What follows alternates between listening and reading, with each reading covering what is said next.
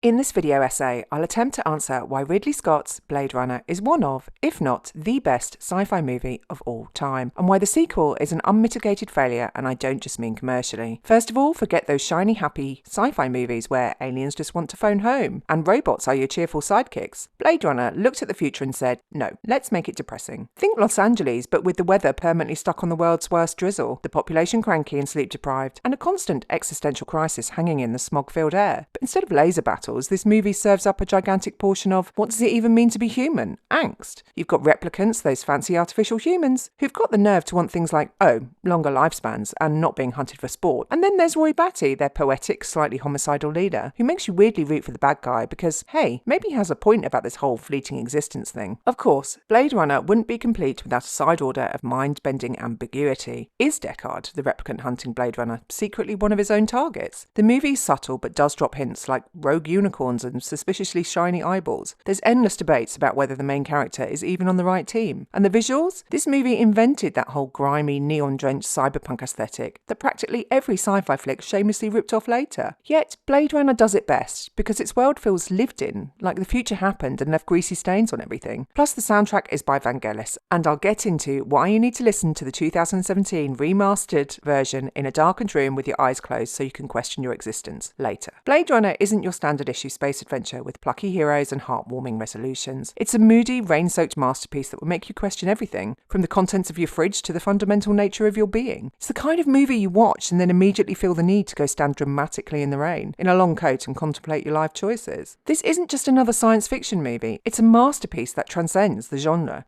A film that echoes with haunting beauty, existential dread, and a timeless exploration of what it truly means to be alive. Blade Runner isn't a film you simply watch, it's an experience you sink into. Its world is a complex tapestry woven from stunning visuals, a melancholic score, and performances that cut to the core. It follows Rick Deckard, a jaded cop turned replicant hunter, as he navigates a labyrinth of neon and decay, grappling with the morality of his actions and the truth of his own nature. But it's the replicants themselves, those artificial beings with manufactured memories and desperate cravings for life, who truly ignite the heart of this film. Blade Runner doesn't flinch from asking the tough questions of identity, memory, and the fleeting nature of existence. It forces us to confront the fragility of our own lives and the choices that define our humanity. These are questions that linger long after the credits roll, questions as timeless as tears lost in the rain. So get ready to deep dive into this wonderful movie to dissect its iconic scenes, its philosophical weight, and its enduring legacy.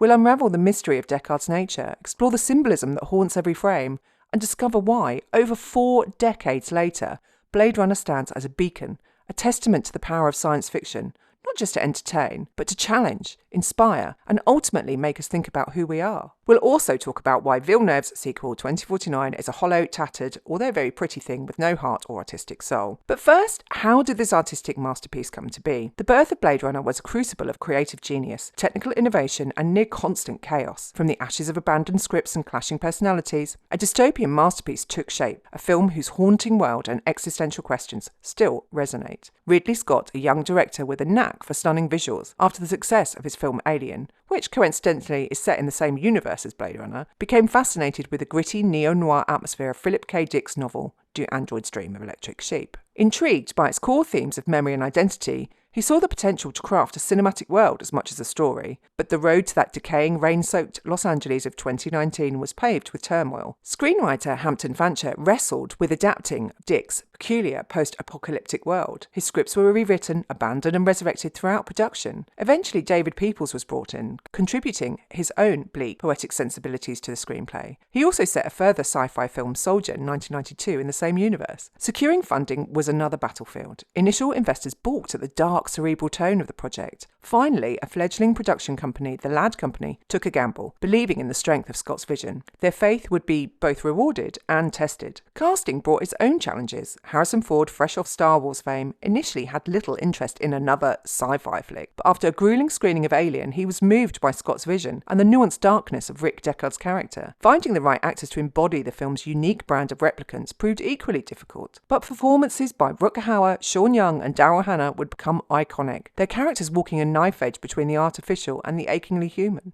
Production itself was an exercise in organised chaos. Filming on the Warner Brothers backlot, Scott ordered the construction of massive, intricate sets that evoked a city in perpetual decline. Rain machines created a relentless downpour, adding to the film's oppressive atmosphere. Cinematographer Jordan Cronenweth pioneered techniques to capture the interplay of neon smog and shadow, a visual language that would define Blade Runner. Tensions on set ran high. Scott, meticulous and uncompromising, often clashed with his crew, and Ford, whose interpretation of Deckard was less stoic. The pressure, along with the grueling night shoots and endless special effects work, took a toll on everyone involved. Post-production brought yet another wave of trouble. Studio executives, unnerved by the ambiguity and lack of traditional action, imposed drastic changes. A tacked-on happy ending and clunky voiceover narration was added. Upon release, Blade Runner was met with lukewarm critical reception and commercial failure. Audiences accustomed to the optimistic space operas of the time found its downbeat tone and philosophical questions off-putting. However, like the replicants it depicted, the film refused to die. Through home video rentals and subsequent re-releases, revealing Scott's closer to original vision, Blade Runner found its audience. Film critics, scholars and sci-fi enthusiasts began to dissect its themes, revel in its visual splendour and champion it as a visionary masterpiece. The making of Blade Runner is as complex and layered as the film itself. It's a story of ambition and compromise, of artists pushing boundaries and a studio struggling to understand their creation. It's a testament to the enduring power of a truly original work of art, one that can transcend a difficult birth and find its place in cinematic history. Okay, let's take a detour through the tangled mess that is the relationship between the film Blade Runner and its literary inspiration, Philip K. Dick's novel, Do Androids Dream of Electric Sheep? Think of it less like a straightforward adaptation and more like those weird deep-sea creatures that barely resemble their land-dwelling relatives. Same basic DNA, vastly different results. First up, let's address the obvious. Deckard, our intrepid protagonist, is way less interesting in the book. Instead of Harrison Ford's brooding, morally ambiguous Blade Runner, we've got a bounty hunter who's obsessed with buying a real animal because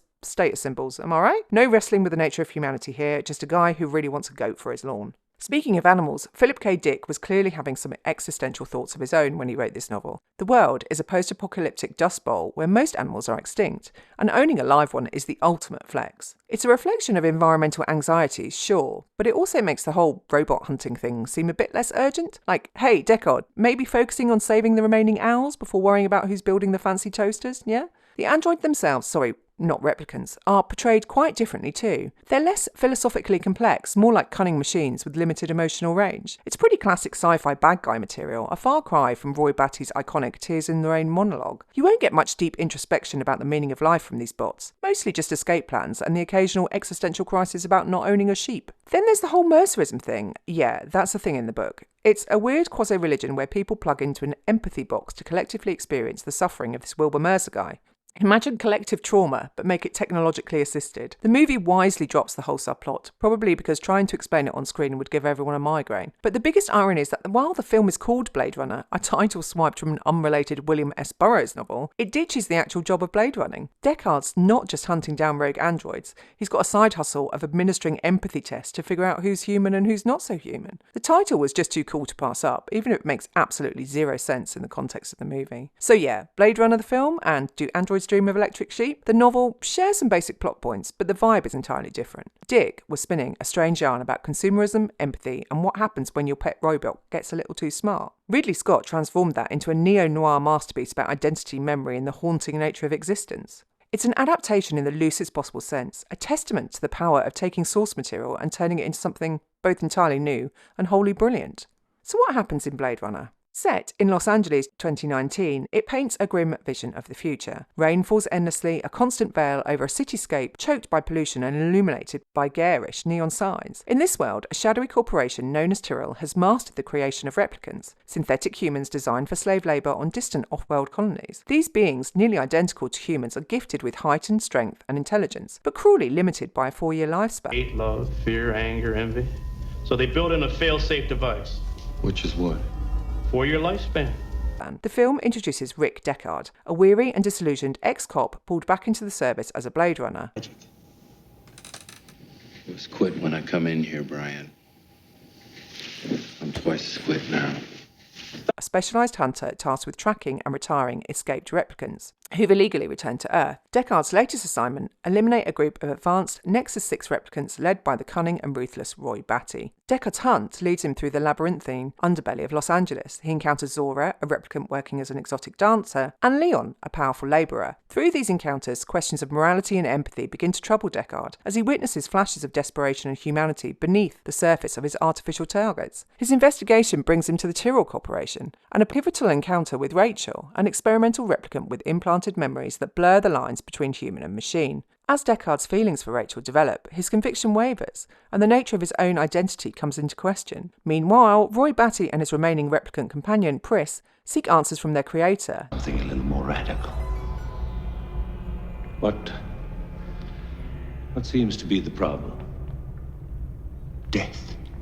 The enigmatic Tyrell. Their quest for extended lifespan turns violent in a moment of futile rage against programmed obsolescence. The film hurtles towards its climactic showdown between Deckard and Roy. In a desolate, crumbling building, a battle unfolds. One not just of strength, but of existential ideologies. Roy, facing the end of his programmed existence, exhibits a poignant, almost poetic grace in his final moments, saving Deckard's life in an act of unexpected mercy. Blade Runner concludes with Deckard fleeing the city with Rachel, her true lifespan unknown. Questions linger, echoing the core themes of the film. What truly defines humanity? Can manufactured beings possess souls? And what is the price of existence when it's measured in fleeting moments? The answers remain elusive, as open to interpretation as the rain-soaked cityscapes that fade from view. It's too bad she won't live. But then again, who does? We're going to dive deep into the complex and often tragic character arcs that unfold within this neon-drenched world. So here's an exploration of the pivotal journeys that define this masterpiece. Rick Deckard. Deckard begins the film as a jaded shell of a man, a Blade Runner disillusioned by his task of hunting down beings who crave nothing more than extended existence. His encounters with replicants like Rachel, whose implanted memories blur the lines between artificiality and reality, awaken a sense of empathy long dormant within him. Go home. Okay? No, really. I'm sorry.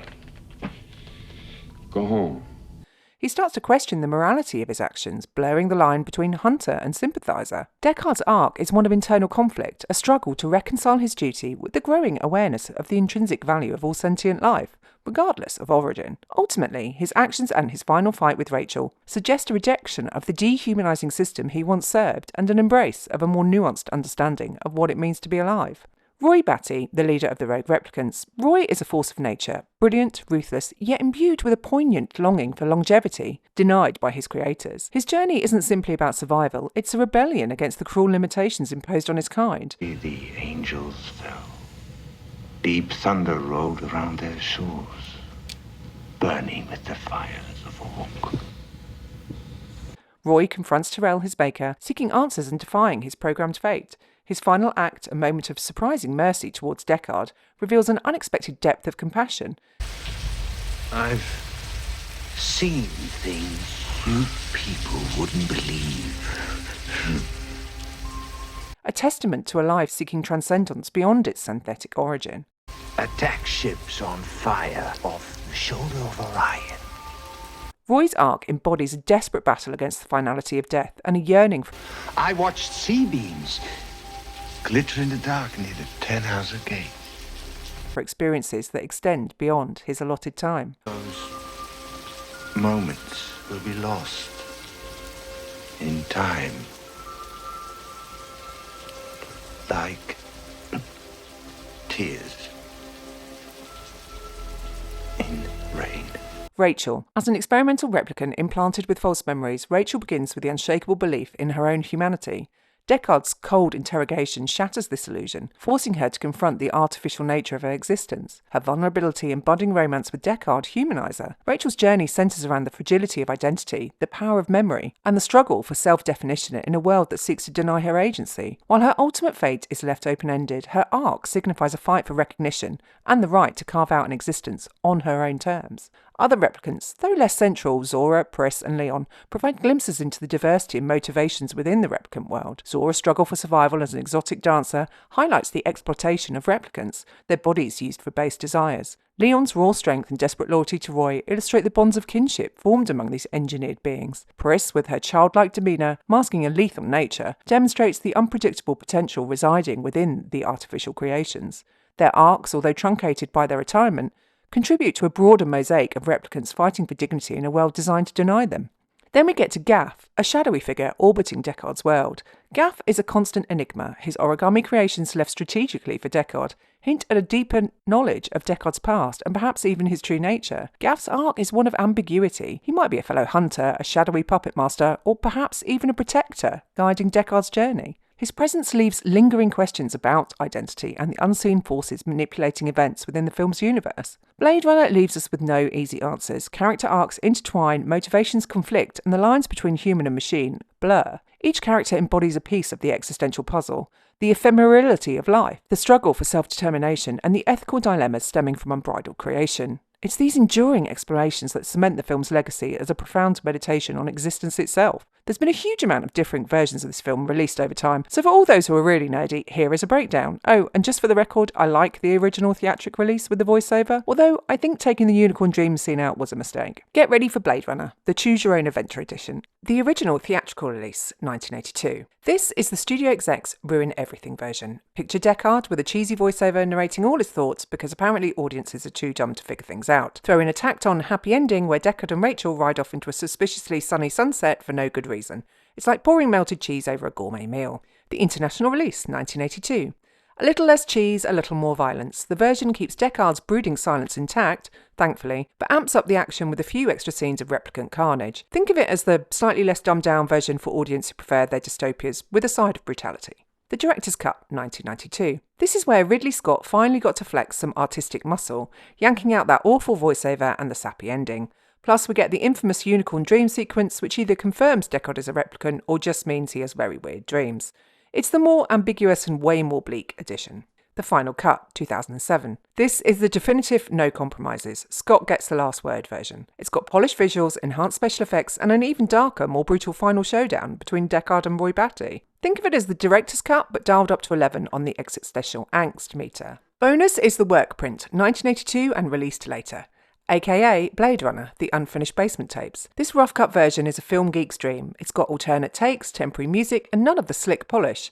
Consider it a peek behind the curtain, a way to see how the sausage gets made, or not made, as the case may be. So there you have it. Blade Runner isn't just a movie, it's a choose-your-own level of existential angst experience. Which version will mess with your head the most? Only one way to find out. Just remember, whichever one you watch, prepare for rain, noodles, some serious soul-searching, and the eternal debate. Is Deckard a replicant, or just a really introspective dude? Now let's throw Villeneuve's horrendous sequel under the bus. I'd like it thrown into the pits of hell, never to be seen again, because Blade Runner 2049 is the sci-fi equivalent of a flat tire on a rainy night in a city where the neon signs flicker with all the enthusiasm of a dying firefly. Think of this as less of a critique and more an intervention for a film that desperately needs to get a grip. Let's start with the most obvious issue. The pacing. Remember how the original Blade Runner had that delicious neo-noir tension, those lingering moments that let the weight of its existential questions sink in? Well, 2049 decided to take that concept and stretch it out like chewing gum stuck to the bottom of your shoe. We get endless, and I mean endless, shots of Ryan Gosling looking about as expressive as a particularly stoic mannequin, brooding over neon signs, rain-streaked windows, and the occasional stray blade of grass. It's like the movie is constantly pausing to ask itself, are we profound yet? Spoiler alert. The answer is always no.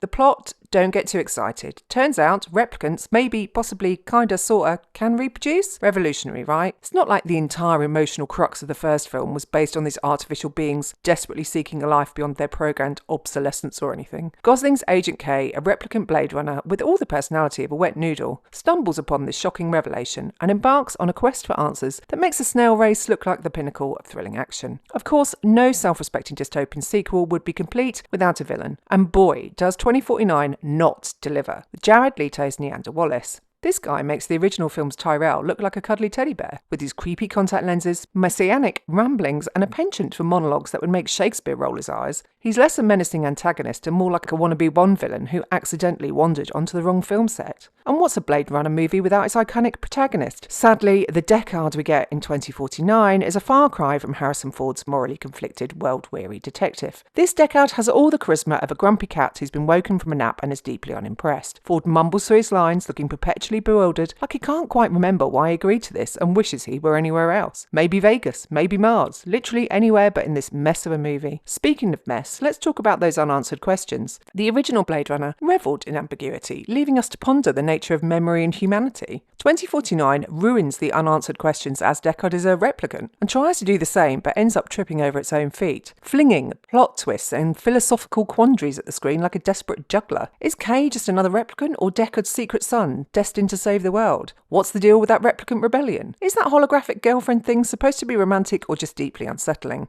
Your guess is as good as mine, and honestly, the migraine from attempting to figure it all out isn't worth it. Don't get me wrong, the visuals are something else. Every frame is a masterclass in creating bleak, beautiful dystopias. But you know what they say about putting lipstick on a pig, and Blade Runner 2049 is one stinker of a film. All that stunning cinematography can't camouflage a movie that lacks the emotional core, the narrative drive, and the sheer audacity that made the original a masterpiece. The original was a haunting meditation on what it means to be human. It was a film that lingered, its questions and atmosphere seeping into your consciousness long after the credits rolled. 2049 is like that annoying song you can't get out of your head, catchy for a second and then deeply irritating until you want to scream. If you're looking for sci-fi experience that will leave you pondering the mysteries of existence, skip this sequel and go find a puddle to stare at. You'll have a more stimulating time. In the vast cosmos of science fiction cinema, there are countless stars, some burning bright, others fading into the distance. But amidst them all, one film shines with enduring, melancholic glow. Ridley Scott's Blade Runner. It's not merely a good science fiction film, it's a transcendent work of art. A haunting, beautiful, and endlessly thought-provoking masterpiece that since enthroned as the pinnacle of the genre. So why is Blade Runner the greatest sci-fi movie ever made? Firstly, it broke the mould, ushering in an aesthetic revolution that forever changed our perception of the future. Gone were the shiny spaceships and pristine utopias common to sci-fi at the time. Instead, Scott immersed us in a Los Angeles of 2019. A rain-soaked, neon-drenched dystopia, where decay and darkness clung to towering skyscrapers, and the lines between humanity and technology blurred into a mesmerising haze. The vision of the future felt both alien and disturbingly familiar.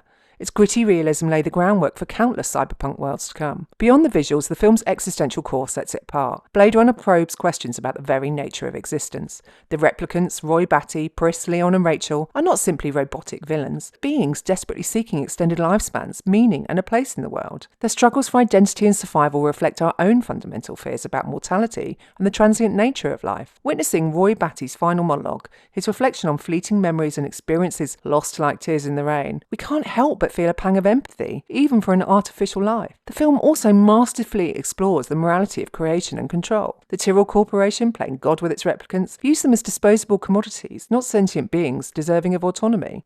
Through the Blade Runners, like the jaded Rick Deckard, we see how the ruthless efficiency meant to protect humanity from its creations ultimately perpetuates a cycle of dehumanization and violence. Adding to the film's mystique is its deliberate ambiguity, ruined by Villeneuve. Is Deckard himself a replicant, his memories implanted? The subtle clues, the unicorn dream, the glowing eyes, leave tantalizing doubts about his nature and underscore the film's recurring question: what truly defines a human being? This open-mindedness forces us to engage with the story on a personal, introspective level rather than simply being passive observers. Of course, Blade Runner is elevated by technical brilliance, from the haunting Vangelis score to the meticulous production design. Every element is meticulously crafted to support its bleak and beautiful world. However, the sum of its parts transcends mere spectacle. It delves into the complexities of memory, empathy, and the desperate pursuit of meaning in an unforgiving world. In a genre often preoccupied with technological marvels and spacefaring adventures, Blade Runner dared to look inward. Its world is a mirror reflecting our anxieties about the rapid advancements of technology and the potential to lose sight of our own humanity. The film endures not because it offers answers, but because it poses timeless questions that linger in the mind long after the final credits roll. It's this potent combination of visual artistry, philosophical depth, and enduring relevance that solidifies Blade Runner, in my opinion, as the greatest science fiction film ever made.